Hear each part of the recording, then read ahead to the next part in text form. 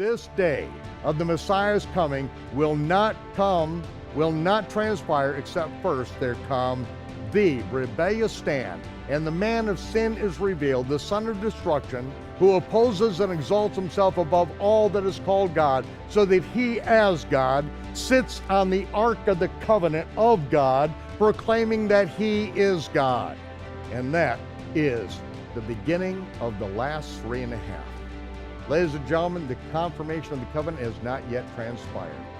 The confirmation of the covenant is going to transpire at the end of the existential war against Israel, in which the Almighty, if he did not intervene, Israel would no longer exist.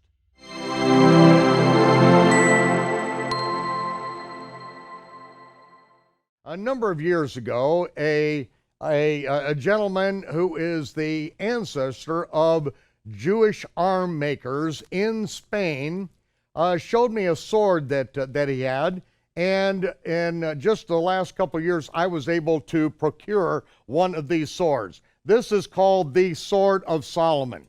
This was made by Jewish sword makers in Toledo, Spain. There are only two sword makers left in Toledo, Spain, and they are both Jewish families. You will see on the hilt of the Sword of Solomon, on one side we have the menorah. If we can get a close-up of that, we have the menorah. But on the other side, we've got something significant. One, we have the guarding cherub on each side of the hilt here. This is what was seen in a cave, chiseled in Zedekiah's cave, a half-carved representation, the head of a man, the wings of an eagle, and the body of a lion. This is referred to as the guarding cherub. And on the opposite side of each side of this guarding cherub is a representation of the Ark of the Covenant, but the angels are on each side of it, not on top of the ark. Now, these Jewish sword makers understood, Sephardic Jews, they understood more about the Ark of the Covenant, and they represented it right here. And after my time with Ron, then I took that representation, and you will find that on the Great Secret of Solomon's Temple. It's a 2.5-hour video that details the hiding of the Ark of the Covenant, what happened at the crucifixion, its location, and how it relates to the confirmation of the covenant.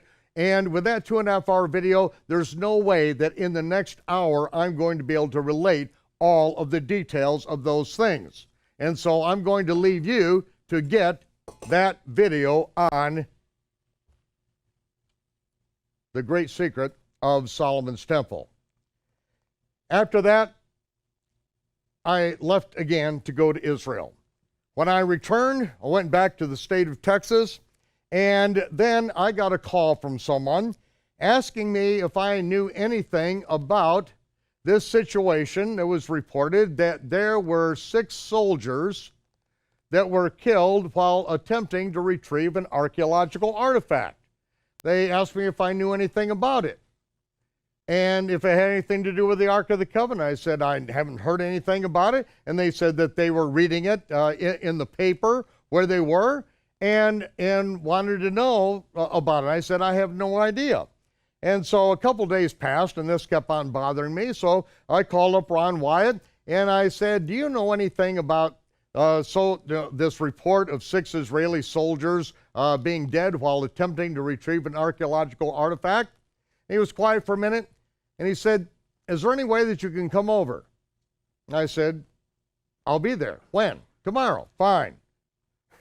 So another drive from Dallas, Texas, Austin, Texas, and I get over to Wyatt's place and meet him down at the museum at this point.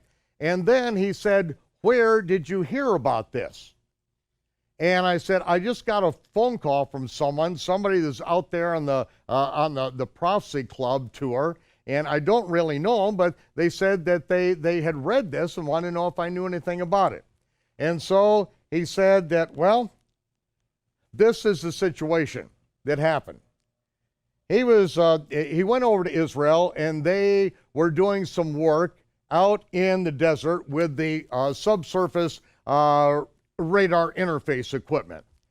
And just to keep in good contact with the Department of Antiquities and what goes on in Jerusalem, stay in their good graces, because, you know, he had found some significant things in the land of Israel. Ron, while at the beach down at Ashkelon, was the one who found the burial pots of the Philistines, something that Kathleen Kenyon, the great archaeologist, searched for with bulldozers and could not find. He actually, while swimming, stumbled upon them out in the waters at low tide, and that's how they found them. And so they're just amazing things that happened in Ron's life that opened the door for him to do what he did in the land of Israel. So he stopped by in Israel, in Jerusalem. The Department of Antiquities is also called the Rockefeller Museum, which may give you an idea why when you go in the door, you will see artifacts there, man-made artifacts from 33,000 years ago. Oh, that's amazing. 33,000 years ago, yes. And I think they were done by Peter Pan and Mickey Mouse and Donald Duck 33 years ago. Anyway, that's where they're coming from, okay? So he stopped in to see if there's anything that he might be able to do. He's got this big equipment in the land right now, anything he can do. And they said, well, there is something you may be able to help us out with. So Ron was relating this. This is what he told me. They took him down to Zedekiah's cave. They had it all closed off. They had army vehicles outside of the gate there. This is in East Jerusalem. It was just all secured, locked down, went down there, and they had all the lights on, and they had a lot of military personnel down there.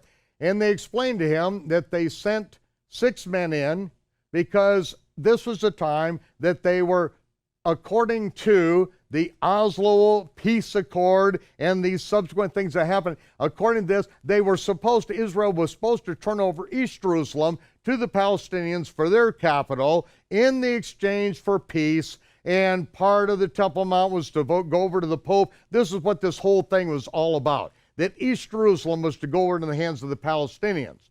Well, where the Ark of the Covenant is, they really can't allow that to happen at this particular point in time. And so they went down from Zedekiah's cave, down in there where Ron spent 7 years searching for the original route into where, how they got the ark where it was. Because remember, it has to get from Solomon's temple down into the Temple Mount, through the cave system, down into the stone sarcophagus where the Ark of the Covenant was found. And so Ron, digging from another way, found it, but knew he could never get it out. They could never get out. That's why the whole thing for the Jeremiah's grotto, attempting to buy that, and then shutting down the bus station, and then going in that way. These different things were tried during a several-year period of time because the time frame for this turning over East Jerusalem was coming upon them. So Ron went down there, and they explained how they sent 6 men in to retrieve the Ark of the Covenant, and that was 2 days before, and nobody wants to go in, and we haven't heard a thing from them. And so Ron said that he went into the passageway, and found there a man who was in white woven linen garments, and he was laying on the ground. He rolled him over, and he had both eyes crossed. He said, now, when you have a stroke in the left side of your brain, your right eye will cross, and vice versa. This man had both eyes crossed, which, as a nurse anesthetist, indicated to him that the man died of a double stroke. He went further in and found another one laying there, same condition. He came back out. They told what the situation was, and so what they did was they brought in some baskets to retrieve them. These are like the mesh baskets that's on the side of a chopper or a Jeep where you bring out combat survivors and the wounded in these. They're fairly lightweight. He tied a rope onto to one end of this. He dragged it back in there and described everything that he did. That, he had to roll it over on the side, then he put the man up on the side, rolled him into it, and then had him start pulling out. As they pulled it out, then the body rolled out. And so he had to stay stooped over, holding onto the head while they pulled on the other end. And it took them all day long to get 6 bodies out of there. He said, I didn't go back in to where the ark was. I was afraid. I had no idea what was going on.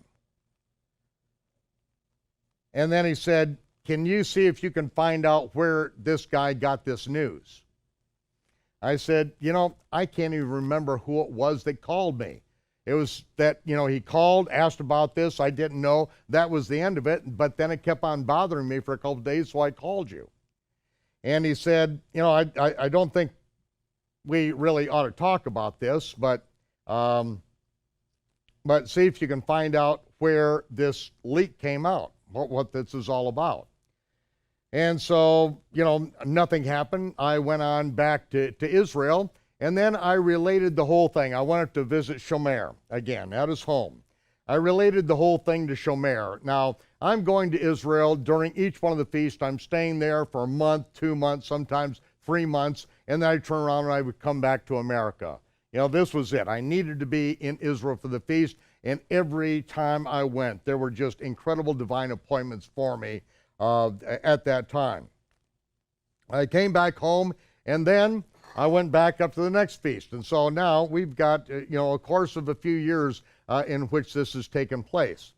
And then Shomer came into town, and he said, this is the revelation that Yohanan got, that we are to go up to Jerusalem and go to the Department of Antiquities and volunteer to go in and get the Ark of the Covenant.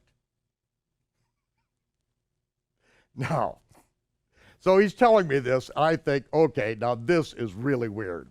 Yohanan, he's like 80 years old. I don't know if he's hitting on all 8 cylinders or not, okay. But they come up to Jerusalem. They're wearing their white linen jalabias. They look like people out of the Old West Jerusalem, 2,000 years ago. And they go to the Department of Antiquities, the Rockefeller Museum, and they ask to speak to the head of the Department of Antiquities about the Ark of the Covenant.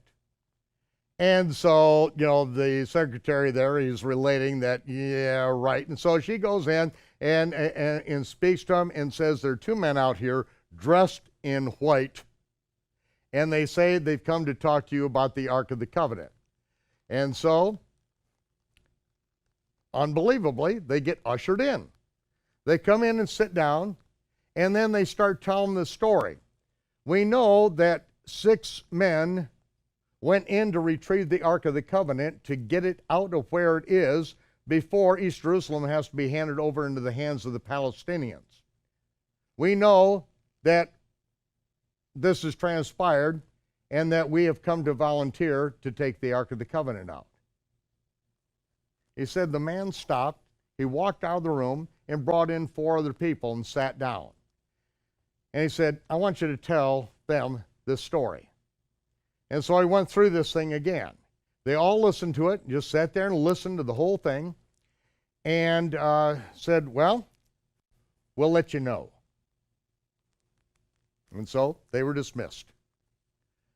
And so they tell me this story, and it's like, well, we'll let you know. Yeah, well, we'll let you know. But, it's just strange that he would go out and get these other people. They came in and sat there just completely silent, didn't say anything the whole time, and then we're just dismissed with, well, we'll let you know, just like blowing them off. But yet, they was serious enough to where these people were there, or seemed so. Or maybe they were just there to witness people that needed to be committed to an asylum. You don't know. You don't know, okay? And so they went back home, and a month later, they came back up and said, we know we're supposed to go in there again. This time, they go in, they speak to the secretary, and immediately she calls up, and immediately they're let in. Now that is saying something. Immediately, they're let in. And then they start telling more of the story. Now it ends there, because no one calls them up to remove the Ark of the Covenant. Two guys aren't going to do it, for one thing, okay? But just this knocking on the door at the Department of Antiquities, and for them to seriously take them to where when they come back, they are immediately let into the inner chamber to again meet with them, that, to me, said something significant.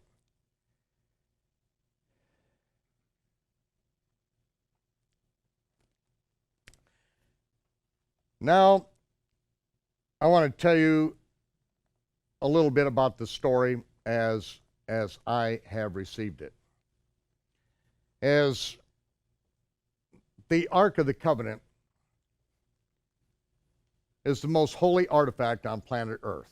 It is representative of the Creator's throne in heaven.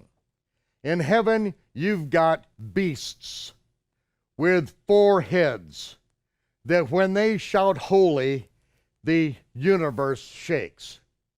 They've got 6 wings. They've got eyes all around. The Ark of the Covenant, which typifies the throne in heaven, doesn't have that. It's got 2 angels with the 2 wings that cross up across the back, 2 wings down in front, literally forming the throne. So Moses was told to build the ark according to the pattern that he'd seen in heaven. He is not there to make images of those awesome beasts that cry holy before the throne. But it is still the representation of the throne of the Almighty upon the earth. The Ark of the Covenant, one day in the year, is to be approached by the high priest. He goes in with the blood of bulls and with the blood of one of the twin goats. First of all, with the blood of bulls, he is to take in incense, a fire pan full of smoky incense from the altar of incense, placing it before the Ark of the Covenant. As he faces the Ark of the Covenant, the wings of the angels form the back of the seat. He's literally before the throne of the Almighty. He is to take the blood of bulls, which is the atonement for himself, his sons, and the nation, and he is to sprinkle it with his right index finger 7 times on the east end of the Ark of the Covenant, which would represent the left hand end of the throne in heaven. All the time, 7 times, every year, 7 times only on the east end of the Ark of the Covenant. Just about every representation you see of the Ark of the Covenant out there is wrong, except for what we see here on the Jewish sword maker's Sword of Solomon, and what you see in the great Secret of Solomon's Temple. Remember, the poles that were used to carry the ark. In Solomon's Temple, it says they drew the staves out to one end so that the ark could be seen out in the holy place, but they weren't seen out in the holy place. What does that mean? It is that the staves pushed the curtain out so it could be seen that the ark is in place. The staves pushed the curtain out on each side of the altar of incense so that the ark could be seen out in the holy place, but couldn't be seen out in the holy place. That's the only way that it can be seen and not be seen. You know it's there. And the high priest goes in and sprinkles the blood on the east end, which is the left-hand side of the ark.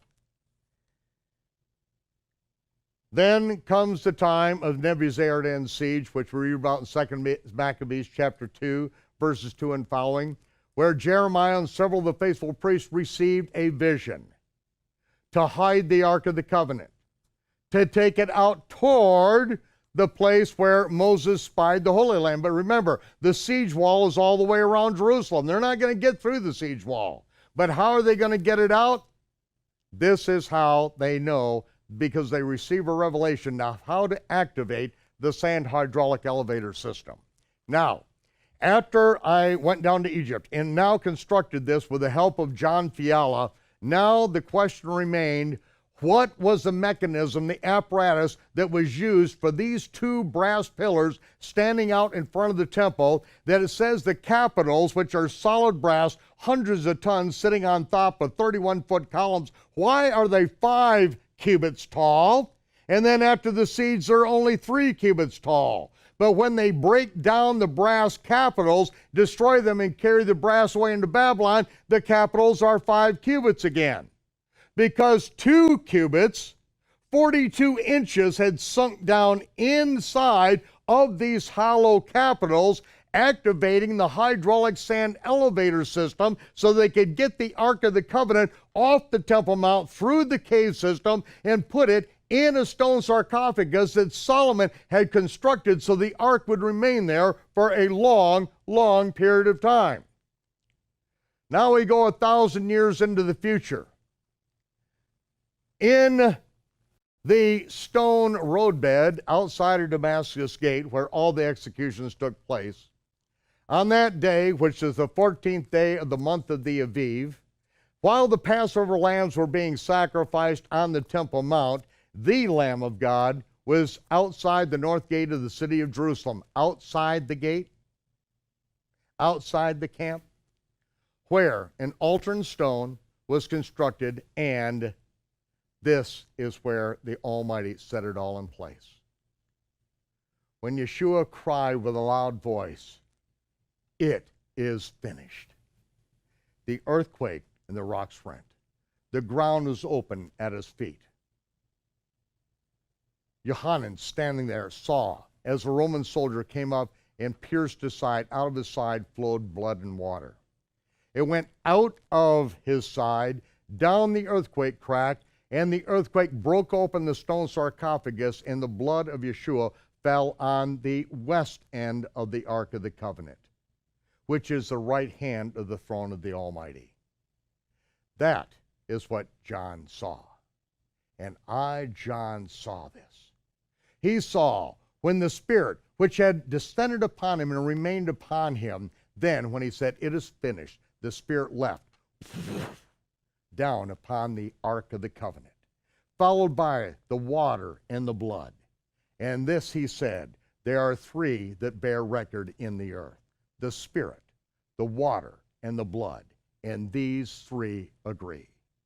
If we have received the testimony of men, the testimony that God gave of his Son is greater than the testimony of men. And this testimony, the Spirit, the water, and the blood, this is a testimony that God gave of his Son. That is when, as Yeshua said, this cup represents the renewed covenant in my blood. I will pay the death penalty for you. You broke the blood covenant. I never broke the covenant. I will die in your place and thereby renew the covenant offered at Mount Sinai for you to be priests and kings. And in Revelation chapter 1, Yeshua has now made us priests and kings because he paid the death penalty for us. The Ark of the Covenant still sits there and will be there until the Almighty reveals this, because that is when the covenant will be confirmed. This is what Daniel speaks of. By revelation, the angel gives him this very revelation. And he, the Messiah, will confirm the covenant with many for 1 7.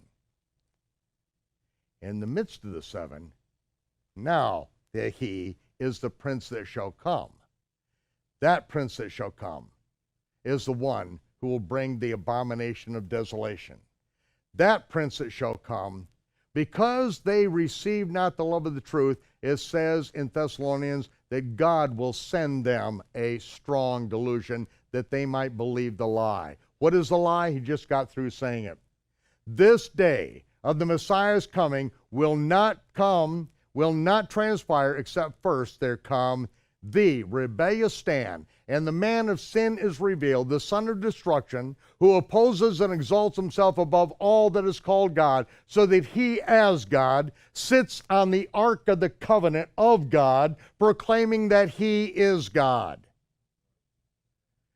Because they did not receive the love of the truth, he, the Almighty, will give them this delusion. How can he sit on the Ark of the Covenant and not die? Because those who do not want to believe the truth will be allowed to believe a lie. And that is the beginning of the last 3.5. Ladies and gentlemen, the confirmation of the covenant has not yet transpired. The confirmation of the covenant is going to transpire at the end of the existential war against Israel, in which the Almighty, if he did not intervene, Israel would no longer exist. I would like to pray.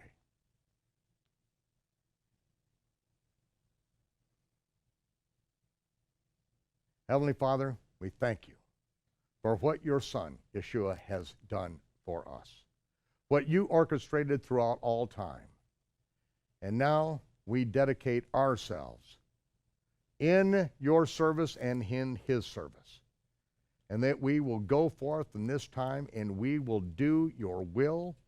We will do what Yeshua said to do, get the gospel of the kingdom out to the world. Energize us to do so.